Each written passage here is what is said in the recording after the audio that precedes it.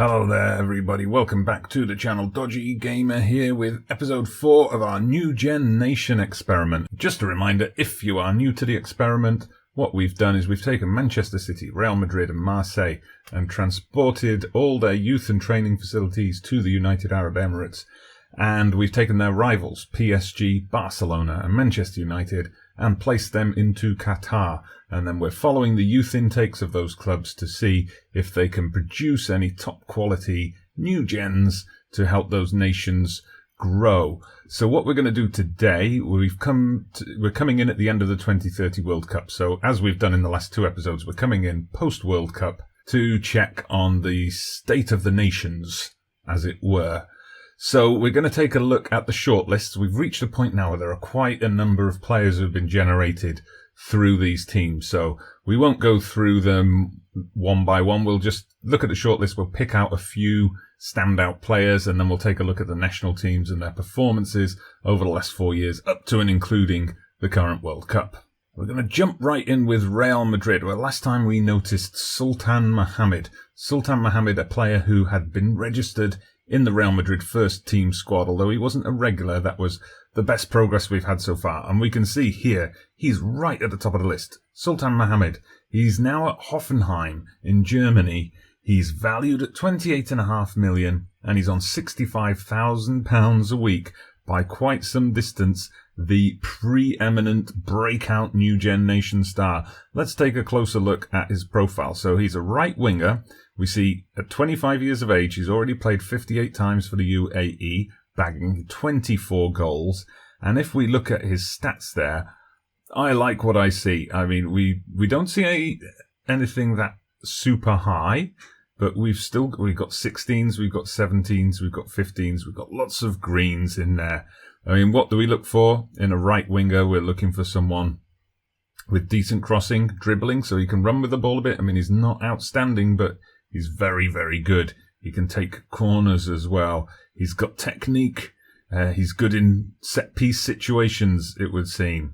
Mental stats are pretty good, just lacking in the bravery department. Leadership, well, we can leave that to other players on the team, but he's got some flair. He's got vision. He's got work rate. And he's got a good level of determination. Not the best, but again, very, very good.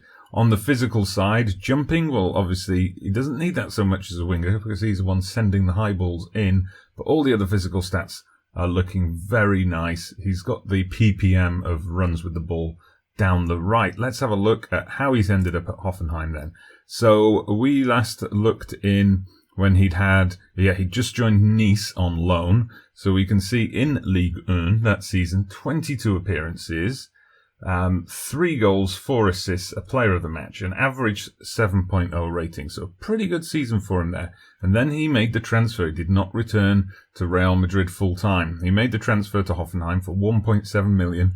First season passed pretty quietly. Didn't get any game time there. But then into the second season, we can see a bit of a breakout season for him. 19 appearances, 1 goal, 1 assist, 1 player of the match, a 7.02.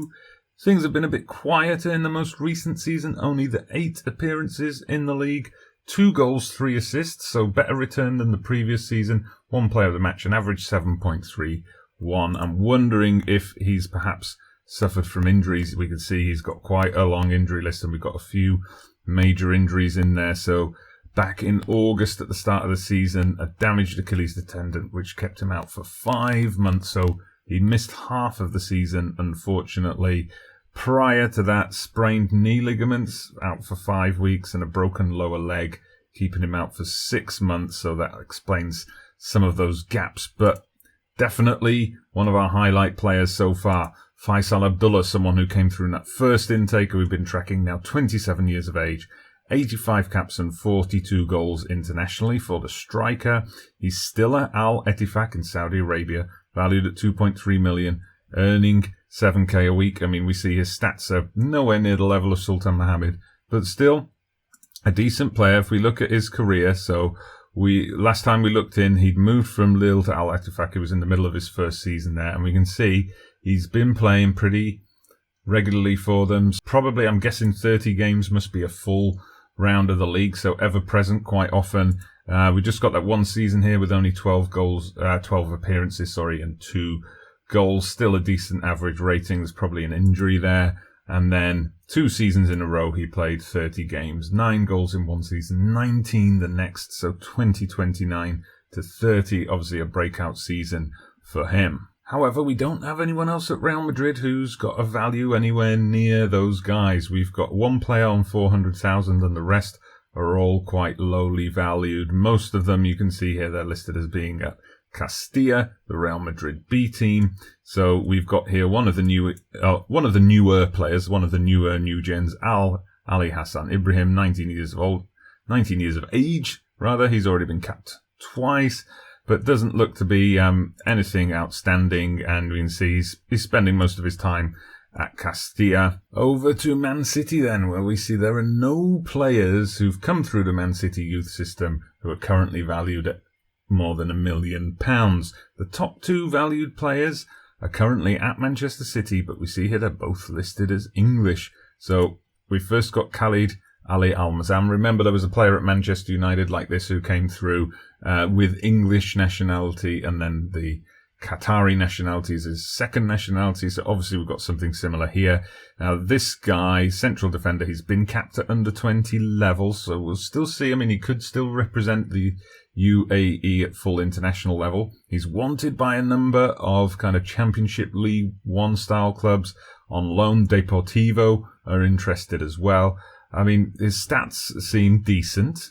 That kind of level, that kind of Championship League 1 level. We can see, interestingly, he's had some time at Girona. We had, I think we had one of our Real Madrid or Barcelona players who spent some time at Girona previously. That's the only place where he's played. All his time at Man City, he's just been sitting in the reserves. Then we've also got Mohamed Ali Rashid, who has played for England at under 21 level. He's now 20. Again, there's still a chance then that he could switch allegiance and turn out for the UAE. Fantastic physical stats on this kid. Technical and mental obviously needs some work, but physically he seems like a bit of a workhorse and a powerhouse. So we see here, now I've noticed a few players like this who have a kind of a UAE or a Qatari club listed as their first club, so I'm just guessing perhaps that's coming through the system as where they originated as a youth player, as a junior player maybe, I'm not sure.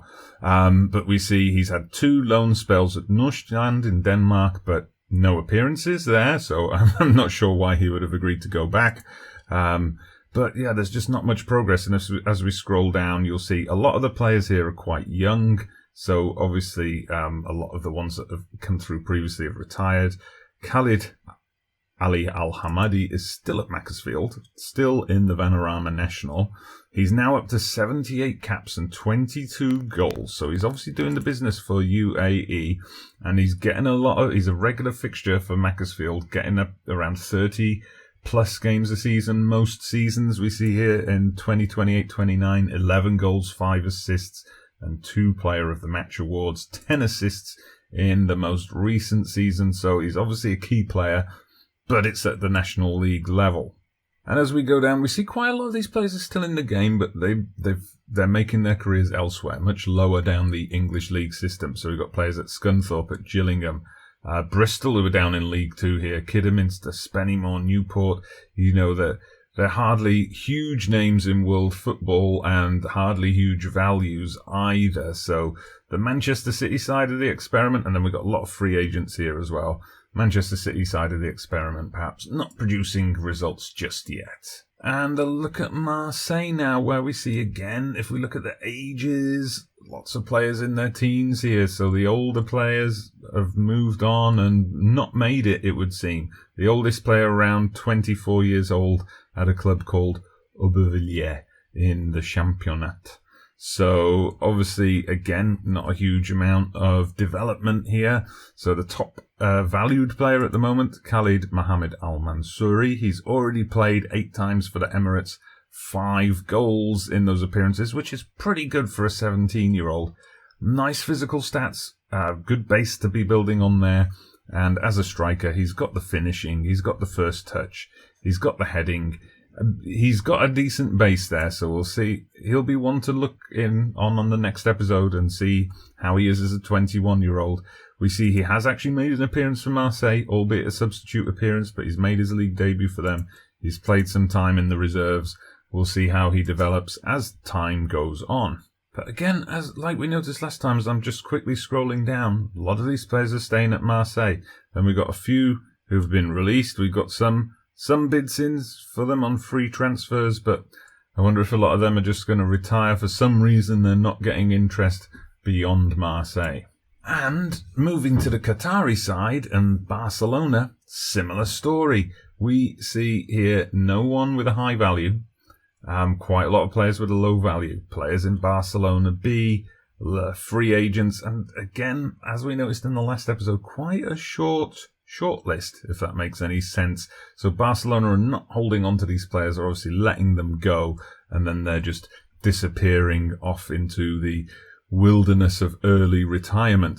One that jumps out at me here is we've got a player from the Barcelona youth system, Ibrahim Nasser Al-Kawari, who's currently at PSG. Interesting. So this is a goalkeeper, 86 caps. So he's obviously first choice keeper for Qatar. Now this player, we did look at him in the last episode. He's the one who moved from Barcelona to Girona. Now at Girona, he is in and out of the team a little bit. I think backup keeper, quite clearly. Spent some time out on loan, spent some time at the C team. Then a £43,000 transfer to Malaga, where again he appears to have been used as a backup. And then a £195,000 transfer just recently to PSG, which is interesting. I'm wondering why they would have done that. Again, I expect he's going to be a backup keeper there. Manchester United now then. Yusuf Al-Shamari. We'll start with him. He was our English player who became later Qatari. Now, 25 years old, he's on to 60 caps and 3 goals, the central defender, and he's at Amiens in France. So, probably hasn't developed as well as I would have expected him to by this point. Very good on the mental side, except for leadership perhaps, but lacking a bit technically. Physically not so great for a central defender. You usually need quite a big, strong player there. If we have a look at his career stats, we see he had that loan time at Birmingham. He did eventually make a league debut as his contract was coming to an end, got some game time, some precious minutes for Manchester United, but then was released on a free, signed for Amiens in Ligue 2, and he's had 2 good seasons there though, 29 appearances in his first season, 6.69, 23 appearances in his second season, a 6.83, so at least that move has brought him some game time. Also above him, valued at 2.6 million, we've got this player, Abdul Aziz Hassan Musa. I don't believe we've looked at before. Creates his own diamond here from playing central midfield on the wings or up front. 49 caps and 32 goals so far. Not an outstanding player by any means, but obviously good for his level. Let's have a look how he ended up in Qatar. So again, we've got him starting at one of the local clubs. Coming into the Manchester United youth system, not doing jack squat for them, eventually being released on a free, going to Al Duhail. I was going to say going back home, but of course this would have just been going down the road within the context of this experiment. So over there he's been a regular. He's at 2 seasons in a row there where he's played 26 games, hasn't been scoring the goals, which suggests, or I'm hoping, they haven't been playing him as a striker if that's the return. But one of the better success stories, and Ahmed Ali, that's someone we've looked at before. Left back, now 26, 78 caps and 1 goal. Now at Derby, looks to me to be a decent championship level player. Plenty of green in there on the mental and physical side, but not particularly technically astute. So we can see here he's had a lot of loan moves over the years with Lincoln, Walsall, Luton, Brentford. 2 seasons at Derby. Went to New York City on loan as well. Played 10 games in the MLS. Then transferred to Burnley. 2 seasons there, but not a lot of game time. And then transferred to Derby. He transferred halfway through his season. Got 15 appearances, and then his first full season at Derby, 43 appearances in the Championship, so he's finally getting regular football. And last but not least, PSG. So again, we're seeing not super high values, but here's a familiar name, someone we've been tracking from the beginning of this experiment. Ahmed Ali, who's now at Brest in Ligue 2. Currently injured, unfortunately, with a double hernia, but we'll see how he's developed. So he's a central midfielder, very good mental stats here. Technically, he's a bit better than some of the other players we've been looking at. I mean, he's got most of the right moves, I think, for a central midfielder. At the tender age of 25, he's already got 89 caps. He's well on his way to 100 caps. He scored 12 goals for Qatar as well, valued at 1.7 million. And we see his career history there. So, of course, last time we were here, he'd been at Nantes. He'd made the move from PSG. He'd had that time on loan at Red Star. Jumped a bit between Nantes and Nantes reserves, and then eventually they let him go at the end of his contract. And he's just joined Brest, so it'll be interesting to see how he fares one step down the French league ladder. And look at this, we've got Mouaf Al-Shamari, a 15-year-old who's already valued at 1.2 million, and this looks like quite a prospect. So a centre-back, very high tackling, already on 16, but he's also got good technique, first touch, he can take a free kick as well, a decent heading, so he's someone who could be getting goals, a goal-scoring centre-back. Very brave player, does it for the team. Just a little bit low on the determination side mentally, perhaps. So this player looks very promising. However, you will have seen he's injured, and it's a damaged Achilles tendon, which is not a great injury to have when you're only 15. Hopefully that's not going to affect his development. Definitely one to check in on next time. And Adel Ali Al-Karbi is the last PSG player we're going to look closely at. So 41 caps and 4 goals at the tender age of 21. Valued at 1.1 million. Looks like he's got the makings of a good player. We'd be looking for him to kick on a bit more as he approaches that mid-20s prime of his career. Spent the whole time at PSG, and he has made some appearances for the PSG first team. So we see he made his debut back in the 2027-28 season. He then played 5 games in 28-29. And in the most recent season, 3 games, and he scored his first goal for PSG as well. So someone who has made a bit of an impact in the first team. Not a regular though. I guess he's going to have to move on to get some action elsewhere, but it doesn't look like there's any plans to move him on just yet.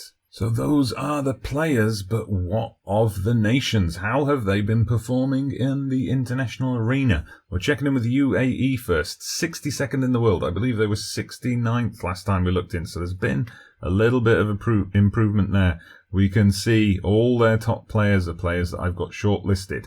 Players that have come through these youth systems. Sultan Muhammad is one of them, but then we see the other players are the ones at Castilla, Macclesfield, Gillingham, which doesn't make for fantastic reading. But we'll have a look at how they've done in the most recent tournaments. So we would have looked last time. They didn't qualify for the 2026 World Cup. They did, however, qualify for the 2027 Asian Cup, where you can see here they won through a group with Afghanistan, Kyrgyzstan and China, beat Kuwait in the second round, but came unstuck against Iran in the quarter-finals. Then the World Cup qualifying for the current cycle started straight away, so we see they stormed through their group there with Vietnam, Kuwait, Philippines, just winning all of those games, which would have put them in Cambodia as well, which would have put them into the final stage quite easily, where they face Saudi Arabia, Uzbekistan, South Korea, Thailand. Now, we'll have a look at those a bit more closely in a minute, because, of course, then they took a break. Oh, there's Iran in there as well. Then they took a break for the Western Asian Championship. Unfortunately, looks like they, yet again, failed to get out of the group. A defeat to Qatar. So our two nations clashed, but Qatar came out on top. Just a solitary win over Saudi Arabia and a draw with Iraq wasn't enough to get them through.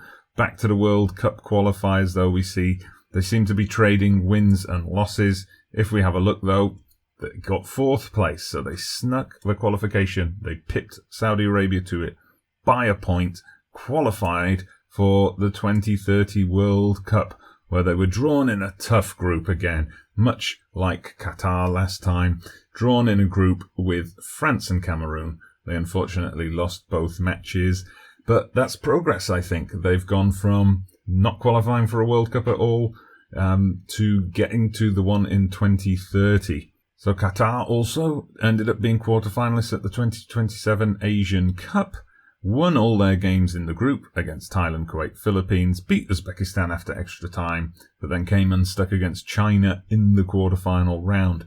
Into World Cup qualifiers, they stormed through a group with Syria, Mongolia, check out the International Manager of Mystery, where I'm currently managing them, links around here somewhere, North Korea, Syria and Yemen. They stormed through that group. West Asian Championship, I'll look at that first. And we see here they drew with Iraq. They beat UAE, which we've just seen. They then beat Saudi Arabia to get out of the group. They beat Oman in the semis. And then in a 4-3 epic match, they beat Syria in the final to claim the trophy after finishing runner-up so many times. I think 3 or 4 times we saw them finish runner-up. They finally pick up the trophy. And I'm sure some of our players had something to do with that. We see hat-trick hero in the final, Abdulaziz Hassan Musa. Now, in the World Cup qualifiers, they were in the group with Iraq, Australia, Japan, North Korea, China.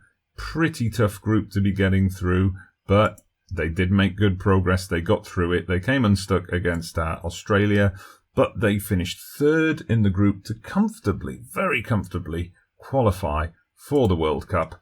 Let's see how they did. Well, this time Ghana and Belgium, so again a tough group, and they took a beating from Ghana, 5-1 in their first game, but they did manage to get a credible point, drawing 0-0 with Belgium in that match. So they've obviously got the West Asian Championship to look forward to next. They've got the Asian Cup coming up in 2031. That's it for today's episode. So we've seen some progress. What do you think of Sultan Muhammad? Sultan Muhammad looks like he's going to be the standout player for this first generation to come through. Any of the other players we looked at today who you think are going to make it, let me know down in the comments. Anything else in particular you'd like me to look at in the next episode, let me know that as well, and I'll try to fit it in. But for now, thank you very much for watching. Please hit that like button if you've enjoyed today's video. Subscribe to the channel if you haven't done so already. I'm Dodgy Gamer. Thanks for watching, and I'll see you again soon.